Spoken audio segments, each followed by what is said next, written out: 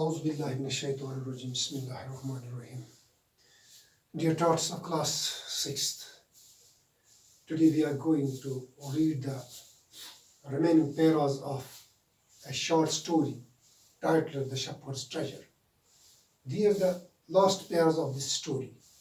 Now, dear students, there are some highlights that we see in detail, that we read in detail in these paras. The first highlight is the new governor was called to the palace. The governor was Bulawan, Mahal Khan, Chimis Bacha Bulawan, he was ordered to explain why he always carried an iron chest in his shavak. Summon Kadne. Sakarsa Vaja, it's a case Barbaton, Prajan Suit on your iron chest. The baby tafsir. What did the chest contain? Kyaat, Nakch Petmas, Kyausasa. What did you try to bacho? As it was a sit suitable pair on con, to Karo Samjanish Kush, Yum Pera, the Bakar Fox, your camera, Emne, pair on con, urging at reading con.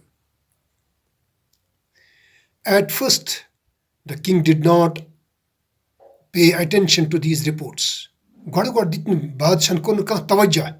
Engine iman reporten kun ki iman Ziddi governor hin imsan hasad isthawan imis wise shepherd governors then.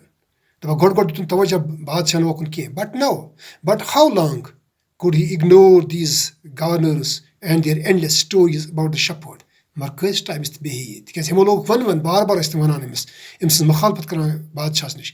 The one goes Badshas, the times Karim, ignore ya Nazrandas Karim, ins Shakait. One thing was certain. Akatasikini Kyawas, the king discovered using Badshan Pandari Aptkar. So Kyawas, the new governor did carry an iron chest with him all the time. Using Mulahaskur. Ki new governor is a no governor, she shepherd. Ish prajen ye lakat peer to on suit. Yatms ice pajakin at kiraz. Ye ice pajati king karan yim Kazana Satmas Tawani beriberi. Tax usul karnvis. Yizan him of shakaitas brontekermus. Ish tax usul karnvis peer to on suit. Sinapa tawash to on his suit, not kim today suit. Imson Garas ish utmazia most Jamatawan. So one day the new governor was summoned to the palace. Khur Aigdosh Evan summonimus carnimus, Navis wise shepherd governors, so also Mahal Khan. He came riding on his camel, and to everyone's delight, the famous iron chest was there fastened securely behind him on the camel's back. The Badshash, shepherd governors, in a waqt neran pannis oot spit, Sawar Sabdet, the Yim Pratkansash Kosh. As near Ims's Badyanti, Gas Zahir Imis, wise shepherd governors, the Imis she peats and suit, the Atpet Suri Shakaran, Kipazi Isat Maziki. So Yim Shakayatium, Karanch, Imis governor Barbar, Badshasnish, the Kurdish Nigaraksad Gasan, the Panas Putkinstrani peat suit, the Unsper Savar Sabit, Kasash Mahal Khan Kunrawan. Now the king was angry. He thundered, how? Why do you always carry that iron chest with you? You both, Mahal Khan, the Badshah Zabardast Naraz Sabdan. Badshah, Naraz hota is shepherd governor se, he thundered, wo garaj jata is par. Ish Zabardast, tez, anonymous governor shepherds, why do you always carry that iron chest with you? Of kyun ya? Har jagah saath laat you apni is iron chest को इस छोटी सी पेटी को आप हर जगह क्यों साथ लाते हो? What does it contain? The governor smiled. What does it contain? इसमें है क्या? The governor shivered, मुस्कुराहट trawan. He asked his servant to bring in the chest. How eagerly the people standing around waited for the shepherd to be found out. I such an impec looked. You better is an inzar of San Humte. Yimsan Shakait is barbar Miskra, the Masvias and Imsons Badyanti Nai Vagara, the Ishwanan governor, Shepard वनान छ अमिस पन्निस नौकरस आन सा ये पेट your ये पेट येलि आन्ने यवान छ but how great was their astonishment मगर astonishment यानी हैरानी मगर कचा हैरानगी हंज ٲस यह कथ कम वक्त and even of the king himself when the chest was opened तम वक्त ٲस यह हैरानगी हंज तह ताजुबुच कथ येलि यह Shepard गवर्नर छ अथ यह पन्नी पेट मसरावान येलि मसरावान छ अथ हैरान गसान छ ताजुबस मज पेवान छ बादशाह तह बाकी लोग तह no gold no silver no gold or silver or jewels but an old blanket was all that came out अम मज क्या नेरान सोन तह आसान चांद तह आसान बे कह जेवरात अथ मज आसान कह सिवाय अख प्रन कमल छ मज कड़ान ये Shepard governor holding it up proudly यह बड़ फख्र सान पानस नश रटान यह अथस मज पन्निस रटान यह prawn Kamal The shepherd said, "This, my dear master, is my only treasure." This man tat Malik बादशाह सलामत यह छ मीन सो खजान यथ पे मे फखर छ I always carry it with me is बह प्रथ जायन पानस सत तुलान But why do you carry such an ordinary blanket with you?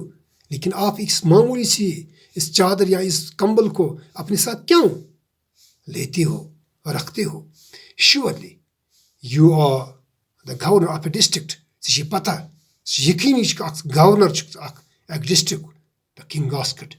The बादशाह छ कने प्रसानमस वनानमस To which the Shepard replied with quiet dignity. मगर यह बड़ विकार सान अमस यह Shepard जवाब वना अथ अम सिंदस अथ सवालस Your Majesty बादशाह सलामत should wish to take away my new clocks. बादशाह सलामत हे कुन सत ख्वाहिश करित कि ये मे निश यम पलो मे वापस नित यम जन मे ये गवर्नर लिबास मे वापस नित How pleased the king was. यानी यह मे गर्ज खत तुझ सत कुन सत बादशाह मे यह गवर्नर वापस नित तम वक्त मे यह गवर्नर सुन लिबास लागुन कि बल्कि मे त्रावन तमिश वास्त पन्ने कमलिस्तन मे पे तम वक्त दिक्कतुक सामना कर बह तुलन यह कमल यह पन्नी कमल हमेशा सत तुलान सी वालन बह पानस तो अम पत बादशाह सठा खुश गसान यह बोजित अम सज यह ध्यानदारी वुचित तो अम सज यह दानाई वुचित and how embarrassed the jealous governors became to hear the wise man's reply.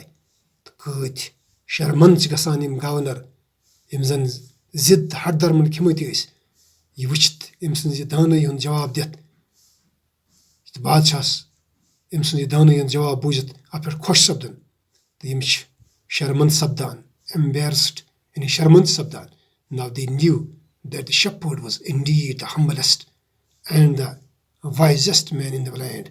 तो यमो त कोर किम एतराफ यमो त जोनख ना Shepard वाकई छ सारे खत चुर नरम मिजाज तो नरम दिल इंसान तो बे सारे खत ज्यादा दाना यथ खिते जमीनस पे या यथ मुल्कस मज The king made him the governor of a much bigger district that very day.